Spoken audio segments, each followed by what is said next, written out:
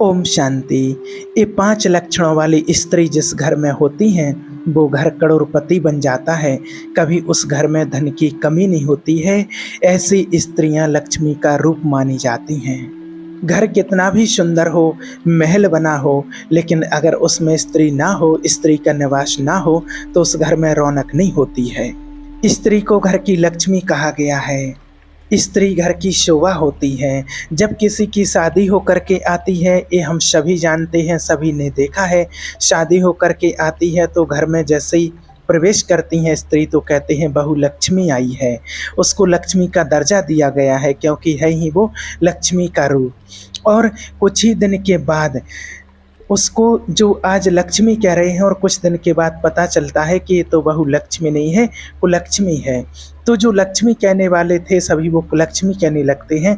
तो ऐसा क्या होता है उसके अंदर? तो उसके अंदर होते हैं जो लक्षण, जो गुण होते हैं, उन्हीं गुणों के कारण उसकी पूजा होती है और उन्हीं अवगुणों के कारण उसका तिरस्कार होने लगता है।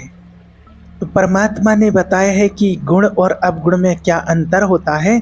और जिन माता बहनों के अंदर, जिन स्त्रियों के अंदर ये 5 गुण होते हैं, ये 5 लक्षण होते हैं, वो हमेशा संपन्न रहती हैं। वो घर हमेशा धन्य धान्य से भरपूर रहता है। उस घर में किसी प्रकार की कोई कमी नहीं होती है।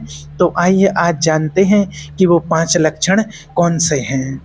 और ये 5 लक्षणों वाली स्त्रियां घर की लक्ष्मी होती हैं। तो वो कौन सी स्त्री माता बहनें होती हैं जिनके अंदर ये 5 लक्षण होते हैं? और जिनके अंदर ये 5 लक्षण होते हैं तो वो स्त्रियां घर की लक्ष्मी कहलाती हैं, जिनको लक्ष्मी के बराबर का दर्जा दिया गया है। एक समय की बात है, देवर्षि नारद मुनि आकाश मार्ग में विचरण कर रहे थे। उन्होंने देखा कि एक स्त्री अपने अवगुणों के कारण वह अपने घर में क्लेश कर रही थी, जिस वजह से उस स्त्री का पति अपनी स्त्री से बहुत परेशान था। उसकी स्त्री घर में क्लेश करती थी, इस वजह से उनके घर में गरीबी का मातम छाया हुआ था। आकाश मार्ग में खड़े खड़े देवर्षि नारद जी ने देखा कि एक अच्छे आचरण वाली स्त्री जो अपने पति का ध्यान रखती हैं, अपने सच्चे और मन से अपने पति और अपने परिवार की सेवा करती हैं, वह स्त्री बहुत ही खुश हैं और उसके परिवार में धन संपत्ति की कोई कमी नहीं है। तब देवर्षि नारद जी के मन में प्रश्न उठता है कि आखिर ऐसा स्त्रियों में भेदभाव क्यों होता है? ऐसे कौन से कारण की वजह से एक स्त्री निर्धन बन जाती है और वहीं कौन से ऐसे कारण हैं जिसकी वजह से एक स्त्री माता लक्ष्मी का प्रतीक मानी जाती हैं, जिनके घर में संपत्ति की कोई कमी नहीं होती है। तो देवर्षि नारद जी ये बात सोच ही रहे थे, तब उनके मन में एक युक्ति आई और वे जा पहुँचते हैं माता लक्ष्मी जी के पास। और माता लक्ष्मी जी से कहते हैं, मैं माता आज आपके पास कुछ अपने प्रश्नों का निवारण लेकर के आई हूँ। तो फिर लक्ष्मी जी कहती हैं कि हे देवर्षि नारद जी, आपके वह प्रश्न कौन से हैं जिसके कारण आप यहाँ पहुँचे हैं? आप अपने प्रश्न को पूछिए।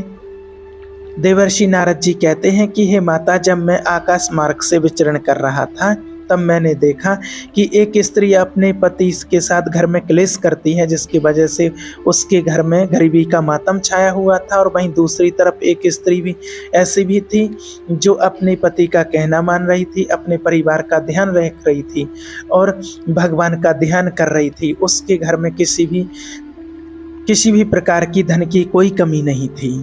तो मैं स्त्री के उन लक्षणों को जानने के लिए आया हूँ जिसके कारण उसके अंदर विद्वान होते हैं, और जिनके अंदर ये लक्षण होते हैं उसके कारण आपके ही समान उनको माना जाता है, उनको लक्ष्मी का रूप कहा जाता है।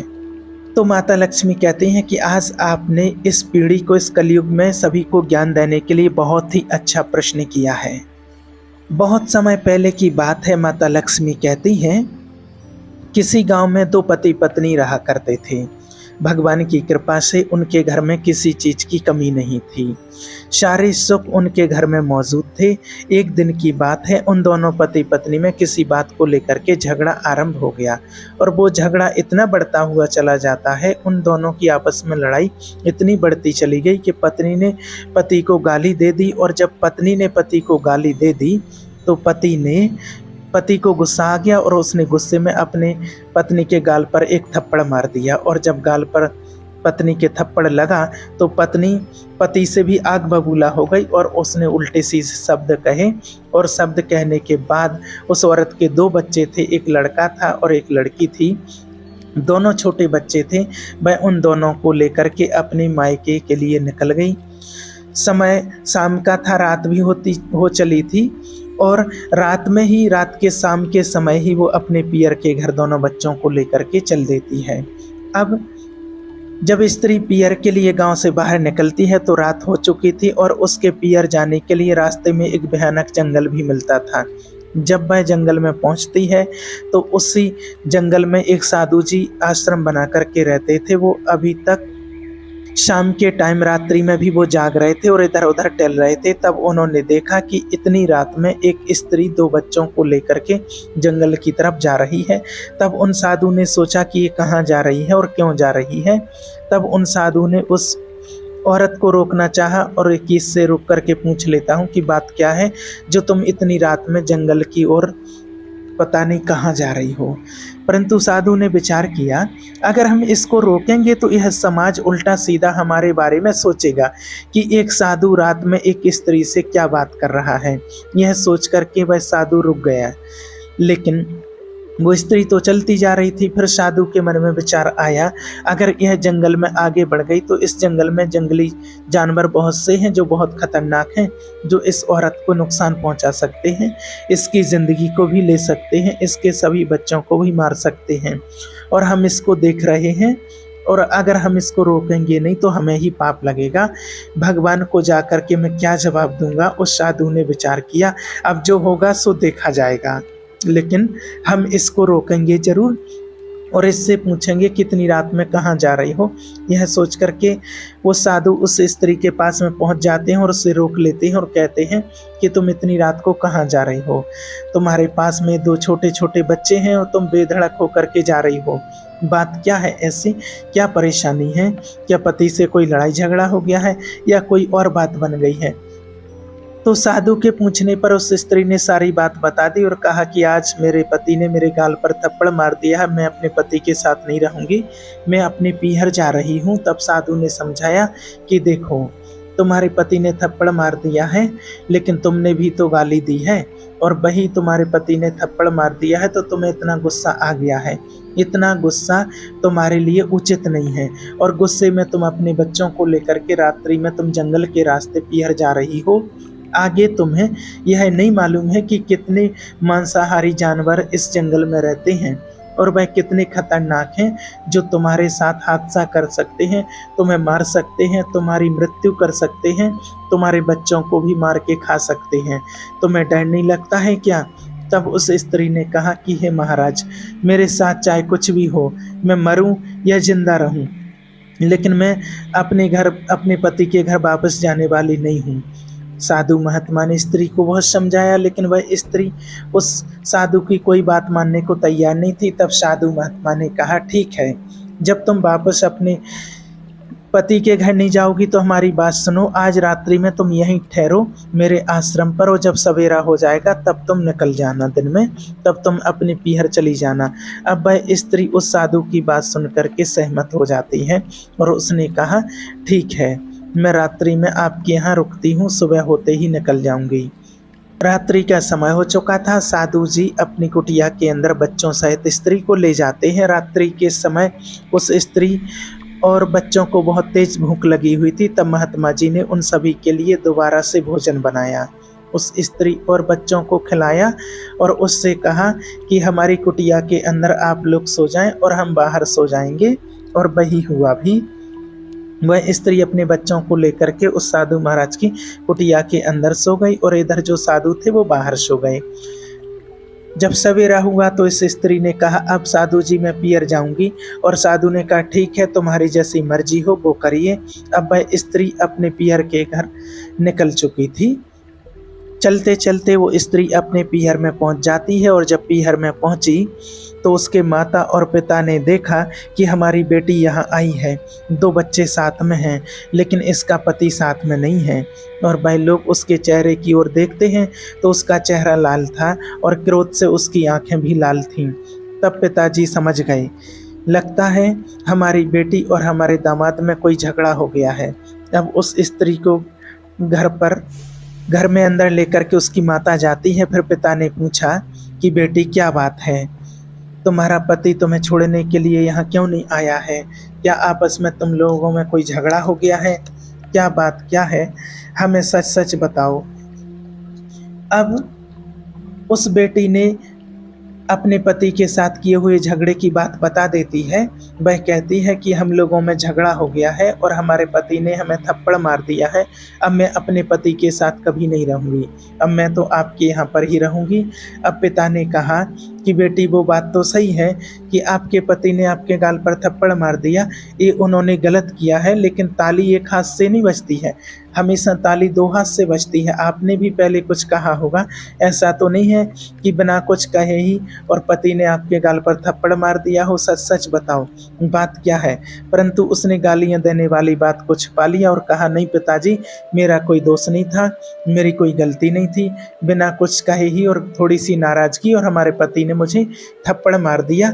अब मैं मर तो सकती हूँ, लेकिन मैं लौट करके अपने ससुराल नहीं जाऊंगी, या तो आपके यहाँ रहूंगी या फिर मैं आत्महत्या कर लूंगी। पिता ने जब यह सुना कि हमारी बेटी आत्महत्या की बात कर रही है तो वह पिता डर गया।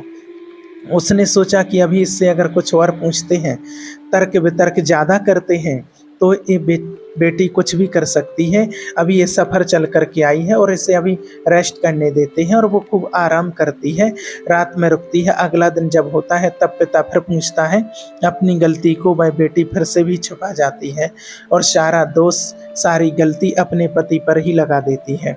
जब बेटी के शब्द पिता सुनता है तो कहता है, ठीक है बेटी, यहाँ पर रहिए। अब वह स्त्री अपने पीहर में अपने पिता के घर में रहने लगती है। अब उस स्त्री के जो ससुराल वाले थे, उस स्त्री के ससुराल में सास ससुर थे। वो सुबह जब देखते हैं कि हमारी बहू घर पर नहीं है तो उन्होंने अपने बेटे को बुलाया और बेटे से पूछा कि बेटा, हमारी बहू कहाँ है, वह कहाँ गई है? तब बेटा कहता है कि मेरा उससे झगड़ा हो गया तो वो रात में बच्चों को लेकर के अपने पीहर मायके के लिए चली गई है। पिता ने पूछा, झगड़ा क्यों हुआ बेटा? तब उस बेटे ने जवाब दिया, पिताजी, छोटी सी बात को लेकर के बात बढ़ती चली गई। पिता ने पूछा कि फिर तुम्हारी पत्नी तुम्हें छोड़ कर के क्यों चली गई? लगता है तुमने अपनी पत्नी के साथ कुछ गलत व्यवहार किया है। हमें सत्य बताओ कि तुमने अपनी पत्नी के साथ कौन सा गलत सलूक किया है। तब वह बेटा कहता है कि हमने अपनी स्त्री के गाल पर थप्पड़ मार दिया। इसी बात को लेकर के वो नाराज हो गई और अपने पिता के घर चली गई। तब पिता ने पूछा कि बेटा, तुमने थप्पड़ क्यों मारा, बात क्या थी? तब उस बेटे ने बताया कि पिताजी, मेरी पत्नी ने मुझे गालियां दी, इसीलिए मुझे गुस्सा आ गया और हमने उसे थप्पड़ मार दिया। फिर पिता ने समझाया कि बेटा, तुमने गलत किया है, तुम नहीं जानते हो कि स्त्री घर की लक्ष्मी होती है और जिस घर में स्त्री नहीं होती है वो घर शमशान के समान हो जाता है। उस घर में कुछ भी हादसा हो सकता है, कुछ भी नुकसान हो सकता है, इसलिए घर की गृहिणी लक्ष्मी होती है। तुमने उसके साथ गलत किया, इसलिए वो नाराज होकर के अपने पिता के घर चली गई। ऐसा करो, तुम जाकर के अपनी पत्नी को अपनी ससुराल से यहाँ बुला लाओ, मुझे अपनी बहू के बिना अच्छा नहीं लगता है। तब बेटे ने कहा, पिताजी, उसने हमें गालियाँ दी हैं, हम उसको कैसे बुला लाएं? घर की बहू लक्ष्मी तो होती है, मैं भी मानता हूँ कि एक स्त्री घर की लक्ष्मी होती है, लेकिन लक्ष्मी वाले उसने काम नहीं किए हैं, वो तो कुलक्षणी है। अरे, उसने मुझे गाली दी है और हम उसको बुला लाएं? उसके अंदर तो कोई भी लक्ष्मी का चरित्र हमें तो नज़र ही नहीं आता है कि वो लक्ष्मी हो सकती है। अरे पिताजी, आप नहीं जानते हैं, वह किसी का सम्मान करना नहीं जानती है, वह आपका भी सम्मान करना नहीं जानती है, वह आपकी भी सेवा नहीं करती है। अगर हमसे मिलने वाला कोई हमारा दोस्त आ जाता है तो वह उससे ईर्ष्या करने लगती है, उल्टा सीधा बड़बड़ाने लगती है और उससे जलने लगती है। अब पिताजी, आप ही बताइए कि जिस इंसान का समाज में व्यवहार सही नहीं है, जिस इंसान को चार व्यक्ति जानते नहीं हैं, वो इंसान किस काम का है? इसलिए हमारे मिलने वाले तो आएंगे। स्त्री का कर्तव्य होता है कि जो भी व्यक्ति पति से मिलने आए तो उनका आदर करे, उनका सम्मान करे, उनको खिलाए पिलाए, उनके लिए भोजन बनाए। लेकिन पिताजी, ऐसा गुण हमारी स्त्री के अंदर है ही नहीं जो हम अपनी पत्नी को लक्ष्मी कहें। और पिताजी, आप यह भी नहीं जानते कि एक दिन द्वार पर आए हुए अतिथि को देख कर के उसने दरवाज़ा बंद कर लिया था और वो बेचारा बहुत देर तक चिल्लाता रहा और वो आवाज़ लगाता रहा, लेकिन इसने दरवाज़ा नहीं खोला। और पिताजी, ये तो आप जानते हो कि जो अतिथि का सम्मान ना करे तो वह लक्ष्मी कहने का अधिकार खो देती है, कि दुनिया में कोई अगर सबसे गिरा हुआ काम है तो अतिथि द्वार पर आए हुए उसका तिरस्कार करना। इसलिए मेरी पत्नी के अंदर लक्ष्मी वाला कोई भी व्यक्तित्व जान ही नहीं पड़ता है, लक्ष्मी वाला कोई रूप नज़र ही नहीं आता है। मैं कैसे इसको ससुराल जा कर के बुला लाऊं? तब वह पिता उसे समझाता है कि बेटा, तुम समझोगे नहीं, तुम अज्ञानी जैसी बातें कर रहे हो। ये मैं मानता हूँ कि तुम्हारी पत्नी के अंदर कोई लक्ष्मी वाला रूप नज़र नहीं आता है। वो तुम्हारे मिलने वालों से अर्थात कोई भी अतिथि आए उसका सम्मान नहीं करती है, तुम्हें गालियाँ देती है।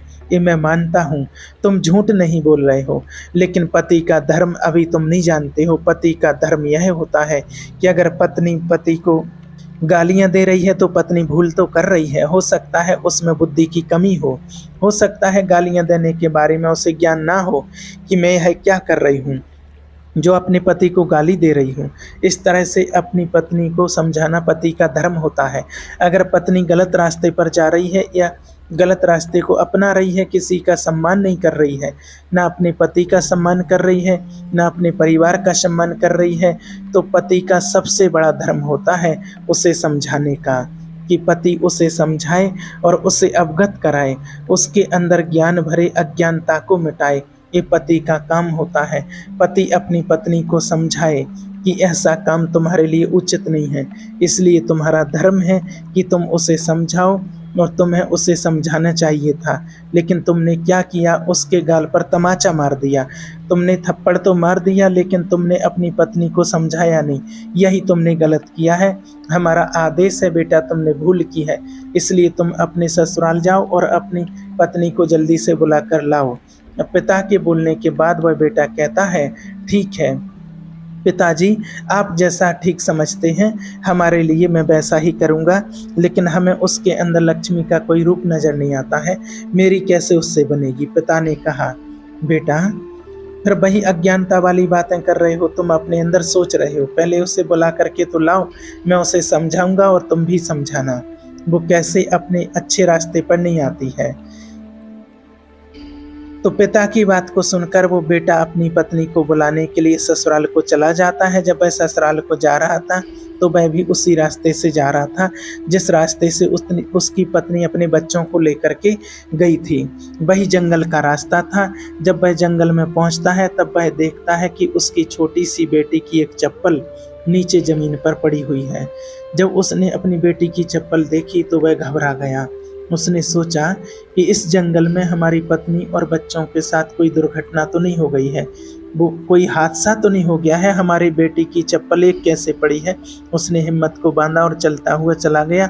जब वह अपने ससुराल पहुंचा तो उसकी पत्नी दरवाजे पर अपने बच्चों के साथ खड़ी हुई थी, और जैसे ही वह अपने पति को आता हुआ देखती है तो वह अपने बच्चों से कहती है कि बच्चों, तुम्हारे पिताजी आ गए हैं, उनके पास जाओ। बच्चों को अपने पिता के पास भेज देती है और खुद दरवाज़ा बंद करके अंदर कमरे में चली जाती है। वह बच्चे अपने पिता के पास में उनके पास बैठ जाते हैं और अपने पिता से प्यार करने लगे, और पिता भी अपने बच्चों से प्यार करने लगा। अब वह रात में अपने ससुराल में ही रुकता है। तब उसके सास ससुर अपने दामाद का खूब सम्मान करते हैं। रात भर ठहरने के बाद जब सवेरा होता है तब वे माता पिता उस बेटे के सास ससुर अपनी बेटी को बुलाते हैं और अपने दामाद के पास अपनी बेटी को लेकर पहुंचते हैं, और वह अपने दामाद से कहते हैं कि बेटा, तुम लोगों में झगड़ा हुआ तो तुमने अपनी पत्नी के गाल पर थप्पड़ क्यों मारा, ऐसा तुमने क्यों किया? इसकी कोई गलती भी नहीं थी।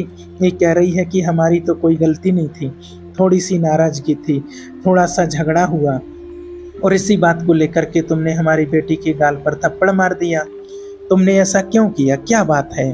तब उसने कहा कि देखिए पिताजी, आपकी बेटी अपने दोस्त तो बताएगी नहीं, इसने सारे दोस्त मेरे ही बताए होंगे, यह मैं जानता हूँ, लेकिन इसकी गलती है। अब ससुर ने पूछा, बेटा वही तो मैं जानना चाहता हूँ कि इसकी गलती क्या है। जो बात सत्य हुई थी उस दामाद ने अपने ससुर से बता दी कि थोड़ी सी बात को लेकर के झगड़ा हुआ और इसने हमको गालियां दी, और जब इसने गालियां दी तब मुझे गुस्सा आ गया और मैंने इसे थप्पड़ मार दिया। और पिताजी आप ही बताइए, हमारी परंपरा कहती है कि स्त्री घर की लक्ष्मी होती है, और जब लक्ष्मी पति का सम्मान नहीं करेगी, उसे गालियां देगी, तो इससे गलत बात एक स्त्री से और क्या हो सकती है। इसलिए मैंने इसको मार दिया। पिता ने जब अपनी बेटी की इस हरकत को सुना तब वह अपनी बेटी से कहता है कि बेटी तुमने ऐसा ही किया था, क्या ये सत्य है? फिर तो तुमने हमसे झूठ बोला है और तुमने अपने पति को गालियां दी हैं। तब वह बेटी चुपचाप खड़ी रही। तब पिता को गुस्सा आ गया और उसने कहा, तुम हमारी बेटी होने से पहले एक स्त्री हो, अब तुम किसी की पत्नी भी बन चुकी हो, और स्त्री होने के बाद अब तुम माँ भी बन चुकी हो। तुम्हारे 2 बच्चे हैं। तुमने ना तो अपने पति का धर्म निभाया है और ना ही तुम अपने सही तरीके से माँ बनने का भी धर्म निभा रही हो। तुम ऐसे बच्चों को लेकर के यहाँ चली आई। तुम्हें अपने बच्चों के आगे के लिए, भविष्य के लिए कोई चिंता नहीं है, जो तुम अपने ससुराल को छोड़ करके चली आई। अच्छी बात तो यही है कि तुम हमारे दामाद के साथ पुनः अपने ससुराल को लौट जाओ। तब वह बेटी कहती है, पिताजी मैं मर तो सकती हूँ, लेकिन मैं अपनी ससुराल इनके साथ कभी नहीं जा सकती। तब पिता ने समझाया कि बेटी तुम अज्ञानी हो, तुम्हारे अंदर अभी क्रोध भरा हुआ है और ये अज्ञान तुम्हें ले डूबेगा। हमारा नुकसान कुछ नहीं होगा। मेरा जो धर्म था मैंने निभा दिया, तुम्हारा विवाह कर दिया, तुम्हें सुव्यवस्थित कर दिया। अब तुम्हारा धर्म है कि तुम्हें क्या निभाना है और कैसे चलना है। ठीक है, अगर तुम हमारे यहाँ रहती हो तो कितने दिन तक रहोगी? जरा अपने अंदर से विचार करो और सोचो। हम जब तक जीवित हैं तब तक तो तुम यहाँ रह सकती हो, लेकिन हमारी ज़िंदगी का भी कोई भरोसा नहीं है, क्योंकि हम अब वृद्ध हो चुके हैं और कब हम इस दुनिया को छोड़ करके चले जाएं, इसका कोई ठिकाना नहीं है। लेकिन हमारे जाने के बाद ये मैं नहीं मानता हूँ कि तुम्हारी भाई और भाभी तुम्हें सही तरीके से रखेंगे। हो सकता है तुम्हें ताने मारें, तुम्हारा अपमान तिरस्कार करें। जो आज तुम क्रोध कर रही हो, जो आज तुम्हें दुख हो रहा है अपने पति के थप्पड़ मारने का, इससे भी ज़्यादा दुख तुम्हें उस दिन होगा जब तुम यहाँ रहोगी। मेरे जाने के बाद तुम्हारे भाई भाभी तुम्हारा अपमान करेंगे, तुम्हें नीची नज़र की दृष्टि से देखेंगे, तो उस दिन बेटी तुम्हें बहुत ज़्यादा दुख होगा। इसलिए तुम हमारी बात को मानो, क्योंकि बेटी का घर ससुराल ही होता है। बेटी के लिए कहीं अगर स्वर्ग होता है तो वो ससुराल होता है। बेटी तुम हमारे लिए तो पराई हो गई हो, इसलिए बेटी तुम अपनी ससुराल के लिए जाओ, क्योंकि स्त्री के लिए अगर सबसे बड़ा सुख मिलता है तो वो ससुराल में ही मिलता है। और जिस स्त्री का पति सुखी है, जिस स्त्री के बच्चे सुखी हैं, जिस स्त्री के ससुराल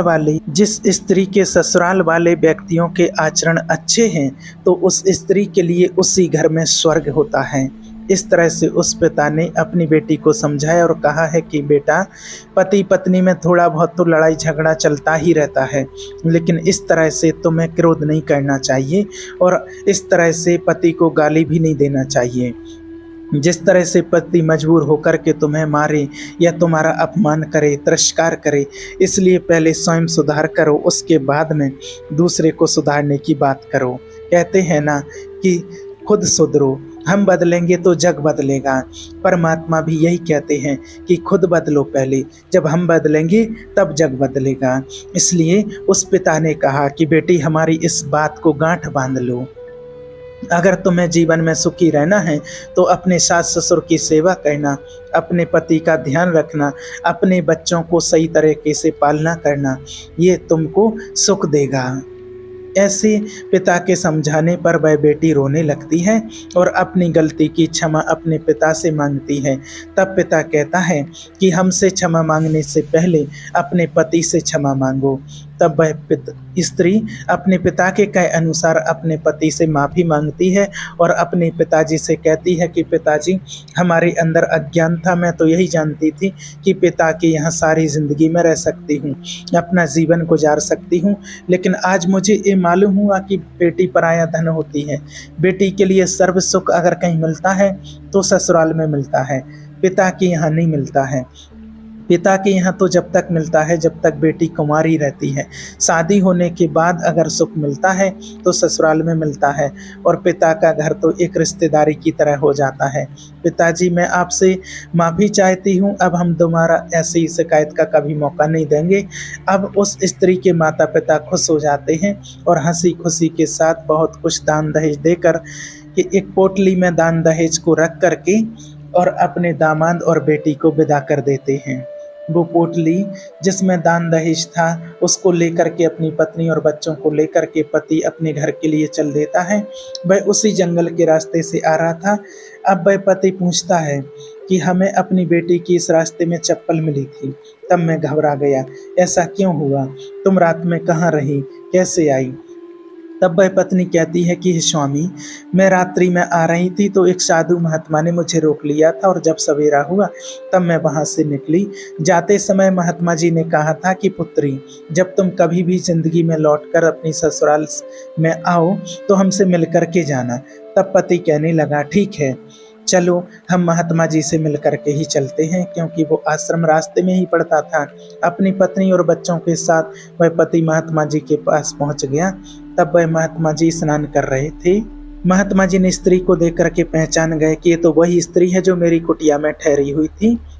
महात्मा जी पूजा पाठ करके उनके पास में पहुंचते हैं और उनसे कहते हैं कि बेटी, उस दिन मैंने तुम्हें समझाया था, लेकिन तुमने हमारी बात को नहीं समझा। स्त्री के लिए सर्व सुख अगर है तो ससुराल है, और आज तुम लौट करके आ ही गई। वह स्त्री महात्मा जी से क्षमा मांगती है और कहती है कि हे महाराज, हमसे गलती हो गई थी और मैंने क्रोध में आकर के और अपने पीहर चली गई थी, लेकिन हमें आज मालूम हुआ आप सत्य कह रहे थे कि स्त्री के लिए सर्व सुख उसके पति और उसके ससुराल के लोगों की खुशी होती है। वो महात्मा उसके लिए, उस स्त्री के लिए 5 बातें समझाते हैं और कहते हैं कि बेटी, मैं तुम्हें 5 बातें बताता हूँ, और ये 5 बातें तुम अपने जीवन में हमेशा याद रखना। और ये 5 लक्षणों वाली जो स्त्री होती हैं उन्हें लक्ष्मी का रूप माना जाता है और उन्हें लक्ष्मी का दर्जा जरूर मिलता है। तब उस स्त्री ने कहा कि हे महात्मा जी, वह 5 लक्षणों वाली स्त्रियाँ कौन सी हैं जिन्हें लक्ष्मी का रूप माना गया है, और यह समाज उन्हें लक्ष्मी के रूप में कैसे देखता है? तब साधु महात्मा जी कहते हैं, पुत्री, मैं तुम्हें स्त्री के 5 लक्षणों को बताता हूँ, और ये 5 बातें तुम जीवन में हमेशा याद रखना। वह साधु महात्मा कहते हैं कि पहली लक्षण वाली स्त्री होती है, सुबह उठ कर के सबसे पहले स्नान करती है और परमात्मा को सबसे पहले याद करती है, भगवान का ध्यान करती हैं, मंत्र जाप करती हैं, पूजा पाठ करती हैं, और पूजा पाठ करने के बाद में अपने घर का काम काज करती हैं और अपने बच्चों को देखती हैं और अपने घर में साफ सफाई का ध्यान रखती है, समय पर अपने बच्चों को विद्यालय भेजती हैं। ये होती है खुशनसीब पहले लक्षण वाली स्त्री। तो उस घर में लक्ष्मी माता का वास होता है और लक्ष्मी माता उस स्त्री से प्रसन्न रहती है और उस घर में कभी गरीबी नहीं आती है। पहले लक्षण वाली स्त्री ये होती है। दूसरे लक्षण वाली स्त्री वह होती है जो अपने पति का और अपने ससुराल वालों का, अपने परिवार का, अपने बच्चों का ध्यान रखती है। वो भी इसलिए कि हमारे बच्चे दुखी तो नहीं हैं, हमारे बच्चों के पास में किसी चीज़ की कोई कमी तो नहीं है, किसी चीज़ की ज़रूरत है, हमारे पति क्या चाहते हैं, भूखे प्यासे तो नहीं हैं, हमारे सास ससुर भूखे प्यासे तो नहीं हैं। उनका जो स्त्री ध्यान रखती हैं तो उस स्त्री को लक्ष्मी का रूप माना जाता है और लक्ष्मी जी उससे प्रसन्न रहती हैं। और जो स्त्री अपने बच्चों का, अपने पति का, सास ससुर का ध्यान नहीं रखती हैं तो माता लक्ष्मी उनसे रुष्ट हो जाती हैं और उनके घर को छोड़ करके चली जाती हैं, जिससे उस घर में गरीबी आ जाती है। इसलिए हर स्त्री को अपने पति का, अपने सास ससुर का और बच्चों का सही तरीके से ध्यान रखना चाहिए। यही स्त्री का कर्तव्य होता है और यही स्त्री का धर्म होता है।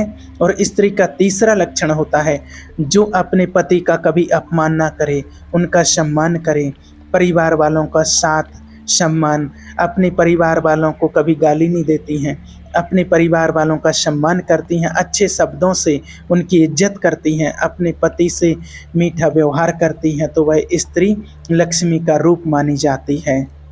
और जो अपने पति का अपमान करती हैं, सास ससुर का अपमान करती हैं, अपने परिवार के लोगों को अशब्द बोलती हैं, तो उस स्त्री को लक्ष्मी का दर्जा कभी नहीं दिया जाता है और वह समाज में भी अपमानित होती है।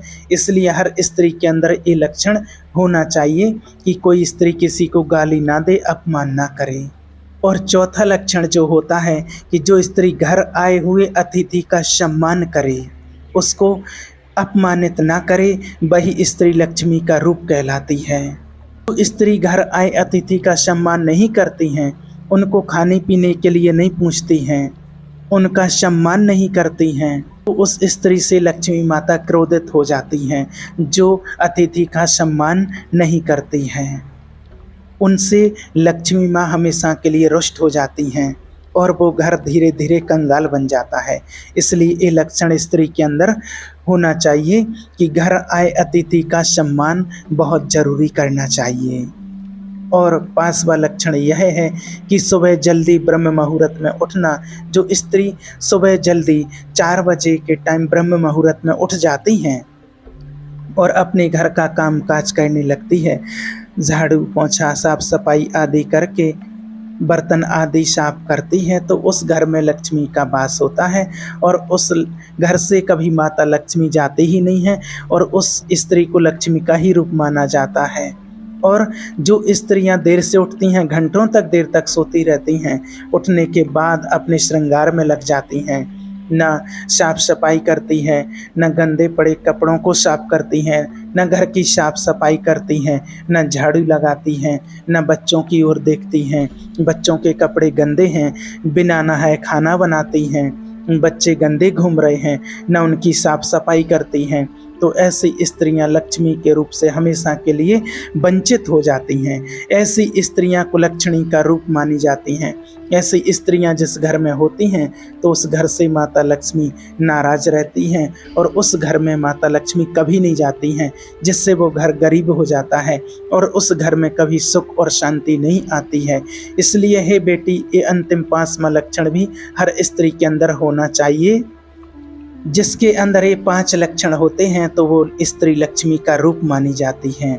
अब वो स्त्री हाथ जोड़ करके उन महात्मा जी से क्षमा मांगती है और कहती हैं कि हे महाराज, आपने स्त्रियों के अंदर ये जो 5 लक्षण बताए हैं, जिसकी वजह से एक स्त्री लक्ष्मी माता का रूप होती है, तो आज के बाद यही लक्षण मैं अपने अंदर भी अपनाऊंगी और इसी तरह से मैं भी अपने घर में जाकर ये 5 लक्षणों का कर्तव्य जरूर निभाऊंगी और अपने सास ससुर और पति की सेवा भी करूंगी, घर आए अतिथि का सम्मान और सेवा भी करूंगी, सुबह जल्दी से उठूंगी, घर की साफ सफाई रखूंगी और घर बच्चों का भी अच्छी तरह से देखभाल और परवरिश करूंगी।